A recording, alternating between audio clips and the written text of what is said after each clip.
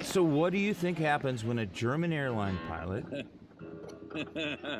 a Swiss-Italian investment banker, and a Nashville musician take a ride in a convertible 1963 Pontiac Bonneville restored by Paul, a harmonica player and Swiss machinist, and we're on our way to a gig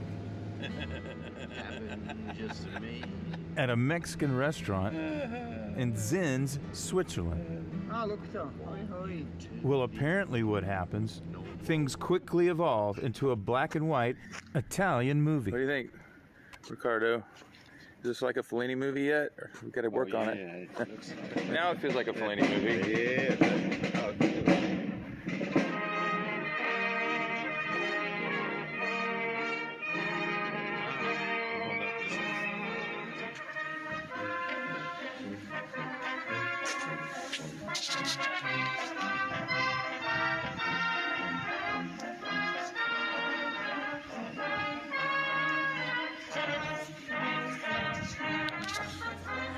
I'm Mark Allen, a singer-songwriter with a guitar on my back, connecting with people one musical conversation at a time. Traveling down this open road, seeing you and the Holy Ghost.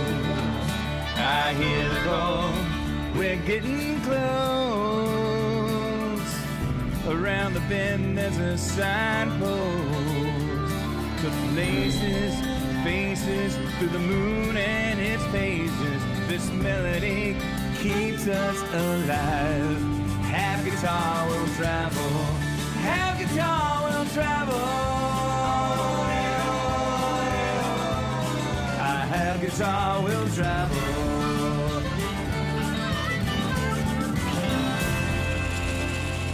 Funding for Have Guitar Will Travel World is provided by Support for Have Guitar Will Travel World is provided in part by the following.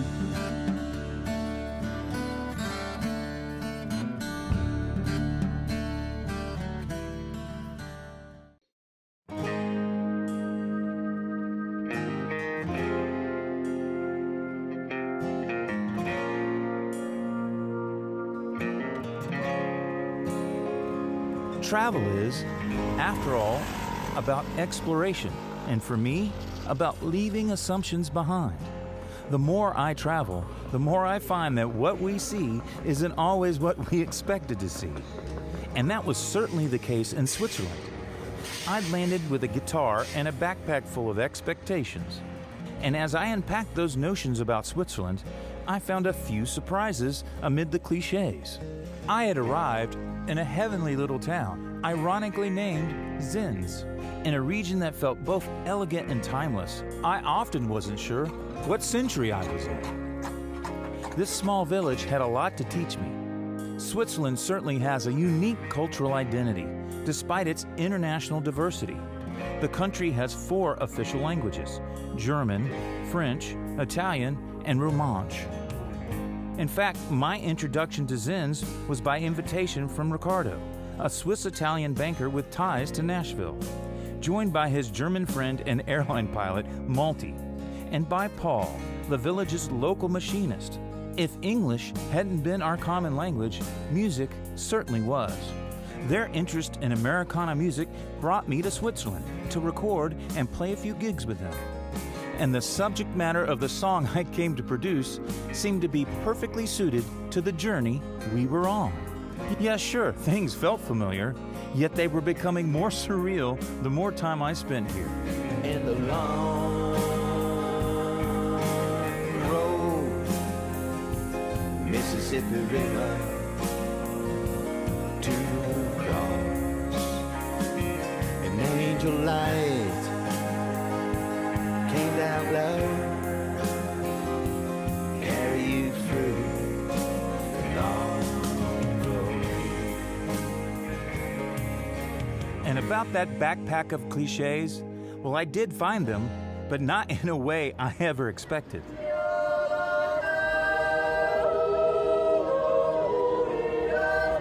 As my friend Lance brought me to a local hockey game in the nearby town Zug, I quickly realized it featured a pregame event unlike anything I'd ever seen, except of course maybe a team mascot, who was named Mr. Money. I saw a jaw-dropping display of Swiss music tradition, yodeling, actually 3 different choirs of yodelers, a whole ensemble of gigantic alpine horns, and flag waving. Actually, it's a Swiss national sport called Fahnenschwingen. I'd seen flag waving in America, but not like this. So it seems I really was hearing Swiss culture through its music. Outside in the freezing cold at a hockey game.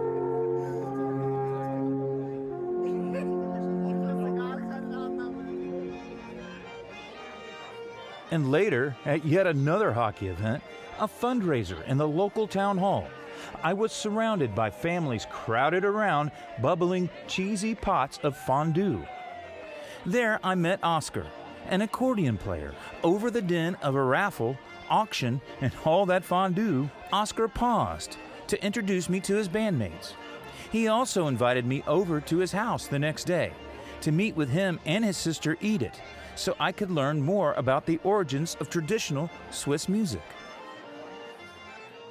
As I left the town hall, I was struck by the beauty and spirit of this late afternoon golden hour here in Zug. From the joyful fondue-eating families to the young guys playing soccer, all surrounded by iconic Swiss architecture and quirky humor. And yes, I did forget to feed the cat. But no, I don't have a cat. Makes perfect sense, right?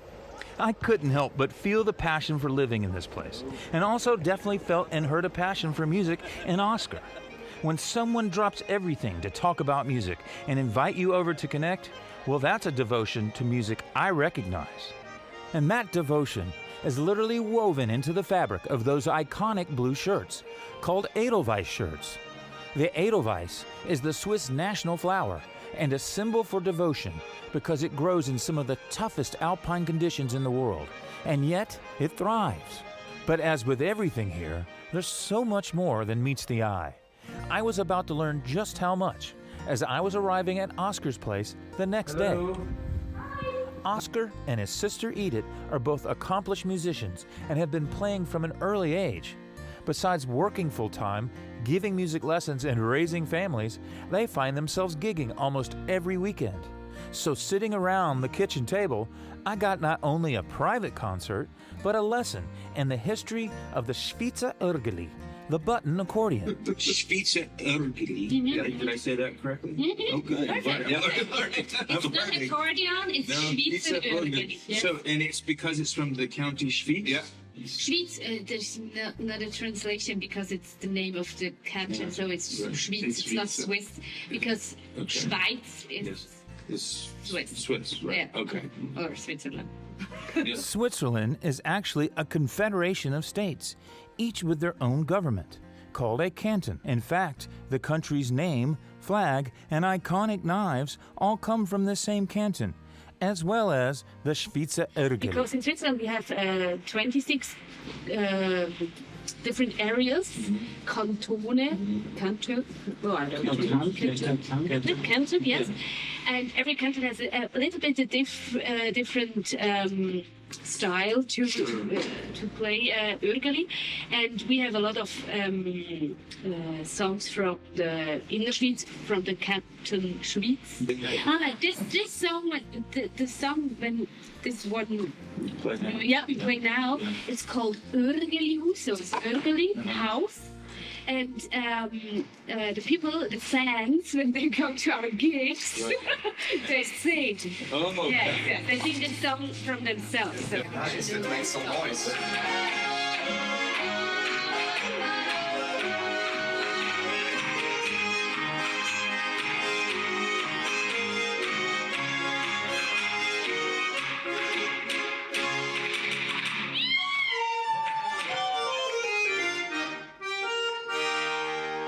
So when you play this, it means sit down. Yeah. I gotta learn that.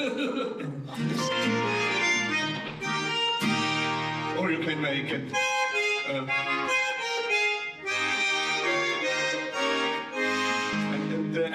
to sit down. I'm gonna remember that. It's time to drink. To drink. I'm gonna drink. Or to eat something. That's so funny. What is the greatest thing is when you come to a party and you have this ergeli with you. It starts a party. So yes, the Schweizer Ergeli definitely gets the party started in Switzerland. But also, I couldn't help but think of the Edelweiss flower and its symbolism at this moment, thriving despite some considerable challenges. How old were you when you first played together? I mean, were you like? I was 12 And I years. was 15. And then everybody says, "Oh, you." And now we have to play perfect because nobody says you. And also, it's great because, I mean, Oscar is blind and I'm almost. Yeah. So it's something that we can give to the other people. Sure. And that's great. That's our parents did a good decision Yeah. to say that we should play an instrument.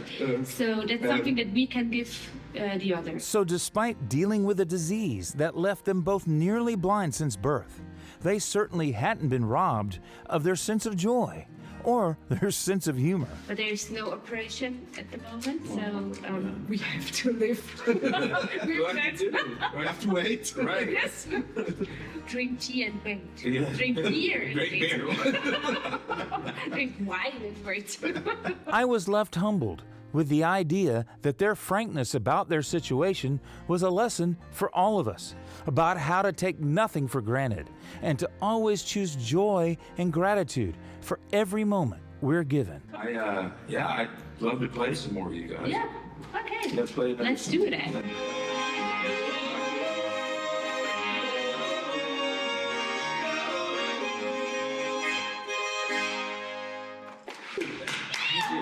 That's awesome.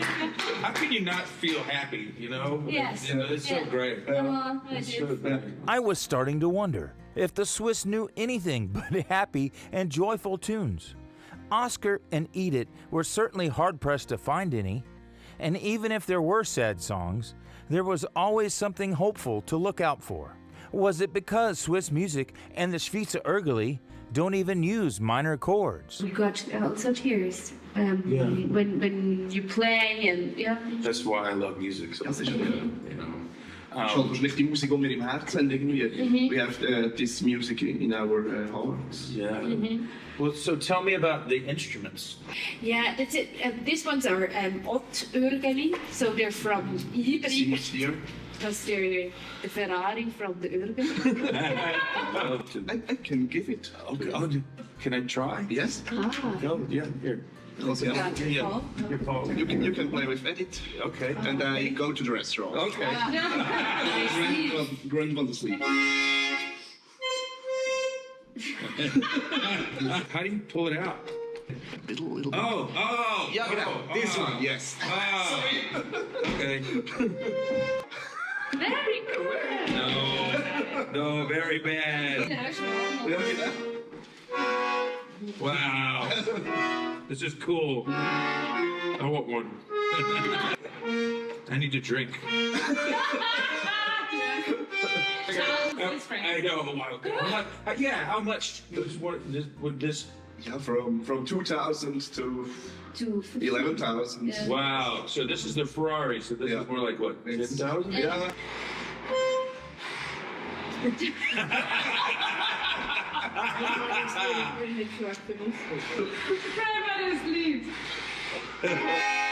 I've never felt so dumb in my life. This is great. So, after all of this research, someone finally showed up to show me how to properly play the Schweizer Ergeli.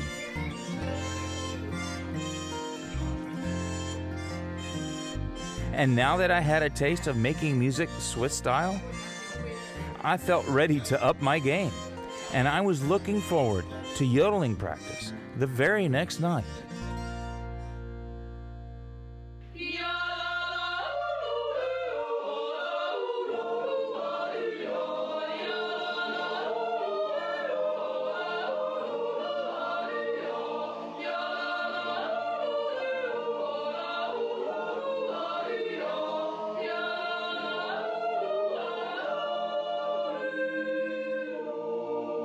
So what exactly is yodeling?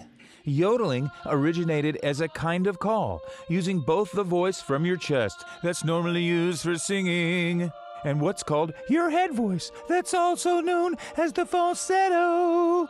These sounds can actually travel great distances, so alpine herders have used the yodel since the Stone Age, or so the story goes, as a handy way to communicate from mountaintop to mountaintop, or even just to bring the cows home. What we've come to recognize as yodeling is the fast transition, a kind of singing with repeated changes in pitch, without using words that mean anything. So without the limitation of language, the art of yodeling has spread worldwide to fans and cowboys everywhere. Swiss yodeling didn't develop into song until the 19th century, when it began to use 2, 3, and even 4-part harmony. Maybe not surprisingly, yodel songs typically express a love for mountains, nature, and home.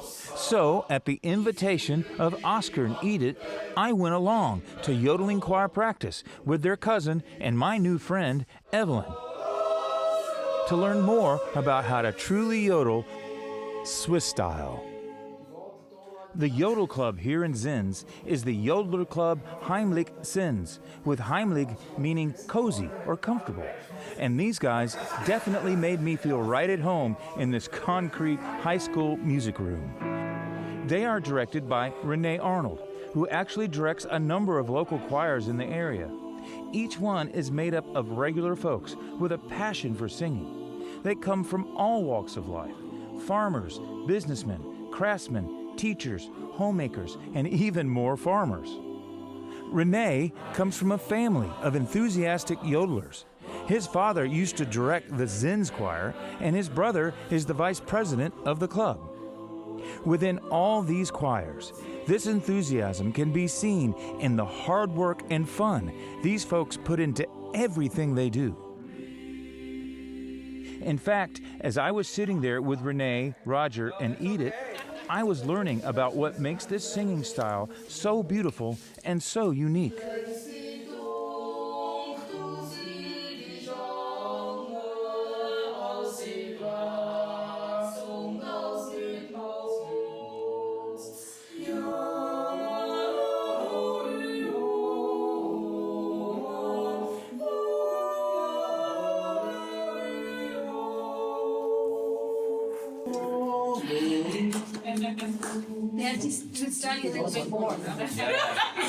I had so many questions, especially about things I should have paid more attention to studying voice in college. Especially about the technique in singing. The style is meant to switch between head and chest a lot, right? So are there specific practice techniques that you teach to address that? Breathing is first. Right. That's the most important thing, and then this change you to train it with sets before that the voice is in the front of the mouth, not in the neck or right. Yeah, and this first, and then your voice changes from the head to the yes. Without pressure. Yeah. Without pressure, you don't have pressure. If you have some pressure here, you kill your voice. It's dangerous. Yeah, no, I know. And my blend is like, I'm still trying to get that in shape after 30 years, Yeah, that's And so you can also train, you sing to the nose. Yeah. Without pressure. Yeah, I know. Everything has to be. Yeah, it's not rock and roll. No. We like it also. They like it. Yeah. They don't. Of course, it's obvious if you think about it, but when you're just listening, you're not really thinking about, you just hear the finished product. Yeah. Oh, it's so wonderful. I can do that too. No, you can't. Now we sing these three voices. Yeah. And in the group we sing 6 to 8 different voices. So your program will include this too? Yes. Yeah. And how long is the program? We have about 1 hour, and then after the theater. Oh, wow. So whether they're a trio or a whole choir, they practice year-round, giving seasonal concerts and also competing in both local and regional festivals. But the talent and joy of this yodel choir always spills over into the local beer hall just down the road to celebrate a song well sung. So yeah, this is the reward for when you work hard. And I was very glad to tag along with Evelyn and meet the choir for some post-rehearsal rejuvenation juice in the form of a nice frothy mug of Swiss beer. And although less common than in days past, there are still regions in Switzerland where you can find people sitting in a restaurant when suddenly somebody starts to sing and then everybody joins in. And Zin's is one such place.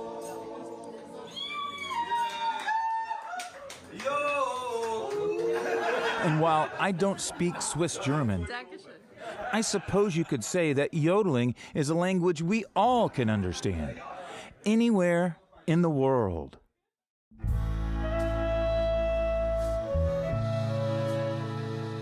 What happens in Switzerland when the trains don't run on time? Or the ski resorts don't get any snowfall?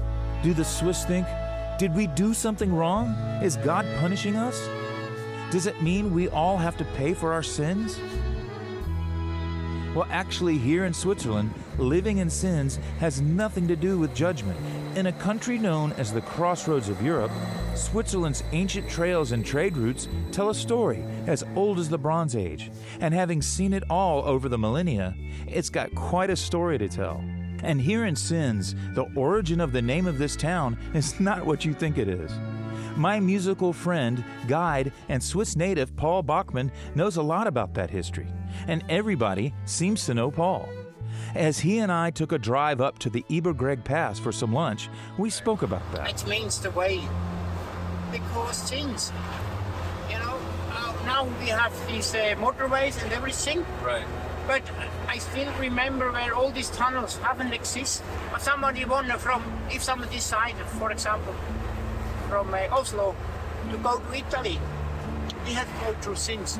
Oh. It's really this way from the north to the south. But everybody knows you, Paul. Seems that way. This journey included anyone wanting to get from the North Sea to Rome and back, traveling the long roads across its valleys and Alps, and all had to come through Sins along the way. Step by step and mile by mile, Switzerland's culture has been formed by travel to and from distant horizons. And this culture absorbs all that change into its fondue pot of an identity, melting into something uniquely Swiss. A blend of tradition, cooperation, change, and sharing innovation, from pharmaceuticals to particle accelerators and even Velcro. As we drove up to the pass, I saw firsthand the effects of another radical change, climate change, and the increasing unpredictability of snowfall. This is not the kind of melting anyone wants this time of year. For this region, I feel a little bit pity. Oh. Because the skiing lift is not running. Normally, it's everything full here. Everybody is skiing. Yeah. At this time. And this would no be snow. No snow. Yeah, no, that's crazy. Yeah. Regularly, that would be 1-2 meters. The landlady was noting that here at the top of Ebergreg Pass, the Hotel Passhöhe, or Pass Height, has been operating since 1932, and only in the last few years have there been periods of little snow like this. In this place, you could literally feel and hear the past echoing around this beautiful setting. And yet, even as we experience radical change in the world around us, the Swiss seem to have an unwavering faith in their ability to adapt. So what were the Swiss doing? At nearby Gasthaus Oberberg, people were gathering together over an afternoon meal, thankful for the sun. We joined in, celebrating the gorgeous alpine day, along with a great lunch, Swiss beer, and a bit of music. And as far as that Swiss ability to adapt goes, it seems to have a lot to do with being present and thankful for every moment. In this culture that embraces harmony as much as in their politics as in their music, I realized that connecting is simply what the Swiss do, bridging borders, political differences, language, and cultures. My journey through Swiss music, traditions, and history shows me that the only true constant is change. And as the Swiss have learned, on this long road, together we are better. And the long road. Music has always been a bridge to new people and places, and discovering that musical bond is what drives me. Every culture has a voice, and music lets us hear it. So my guitar and I set out to the next bright light on the horizon, letting the musical conversation be our guide. Long road. Funding provided by Support for Have Guitar Will Travel World is provided in part by the following: